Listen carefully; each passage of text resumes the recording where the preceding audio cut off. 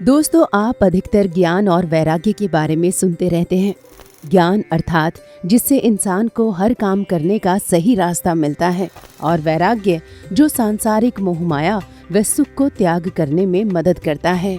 लेकिन क्या आपको पता है कि जब ज्ञान और वैराग्य एक साथ मिलते हैं तो एक साधु का निर्माण होता है, जो सांसारिक माया में गुलामी की बात न करके आजाद रहने की बात करता है और उस अहंकार को मात देता है जिससे ये दुनिया विनाश की ओर बढ़ती है। सद्गुरु स्वामी कृष्णानंद जी महाराज ज्ञान और वैराग्य के बारे में बताते हुए साधुवाद के सिद्धांत को बतलाते हैं। साधु को लेकर सद्गुरु का क्या कुछ कहना है, आप खुद सुन लीजिए। आई काट अपने को अहंकार में रखते हैं, लेकिन जब तक से हम दीन नहीं बनते हैं तब तक से मेरा अहंकार नहीं जाता है।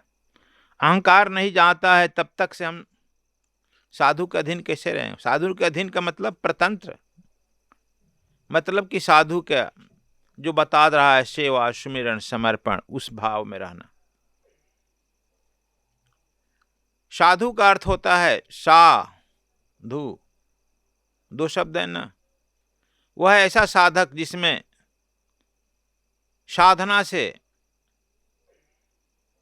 सारी जो है मैल गंदगी रोग दुख कष्ट पाप धुल गया है। साधु धुल गया, अब वह परम पवित्र हो गया, पाक हो गया, साफ हो गया, वह साधु हो गया। साधु में दो पंख निकल जाती है। पंछियों में दो पंख होती है ना, उस तरह तुम साधु भी बनते हैं तो दो पंख निकल जाते हैं। एक होता है ज्ञान का, एक होता है वैराग्य का। दो पंखों से उड़ान भरता है ज्ञान और वैराग्य से। और पक्षियां जैसे आकाश में उड़ती है, वह भी जो है आकाश में उड़ता है, आकाश में, प्रभु के आकाश में। इसीलिए पक्षियां जो है पेड़ पर घोंसले बनाती है। पेड़ पर घोंसला क्यों बनाती है? कि कभी अवसर पाते आकाश में गमन कर जाए। इसी तरह से आकाश में गमन करते हैं। साधु भी आकाश में गमन करता है। शून्य महल में फेरी दे गगन मंडल में कियो घर। कबीर साहब कहते हैं ना, घर यदि करना है तो गगन मंडल में कियो। कहते हैं गगन मंडल में कियो। कबीर साहब भी गगन मंडल में घर करते हैं, जहां से आसानी से आवागमन हो सके। साधु जब ध्यान करता है तो कभी कभी उसमें चमके आ जाती है। जैसे तुम लोग अभी कभी कभी प्रकाश आ गया है ना, लाइट आ गया, अनुभव आ गया। साधु का मतलब है कभी कभी प्रकाश आ जाती है, कभी कभी वर्षा आ जाता है, कभी कभी जो है आनंद की लहरें आ जाती है, कभी कभी चमक होती है आकाश में, चमक जाती है तुम्हारे अंदर भी। क्यों तिवारी, चमका ना जी, चमका, चमक जाती है। संत का अर्थ यह होता है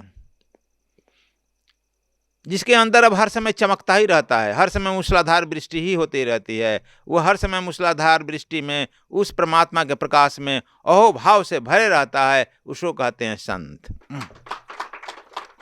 अब वह शांत हो गया है, इस झंझट में रहते हुए भी झंझट से विरक्त हो गया है, अब उसके साथ रह रहा है। कह रहे हैं कि ताके संग यो रहूं ज्यों पानी संग मीन। कबीर साहब कहते हैं पानी समुद्र में रहता है, उसमें मीन रहती है। परमात्मा भी सर्वत्र फैला हुआ है और साधु भी मीन के रूप में उसी में तैरता है। किस में तैरता है? प्रभु में तैरता है, उसी के संग रहता है।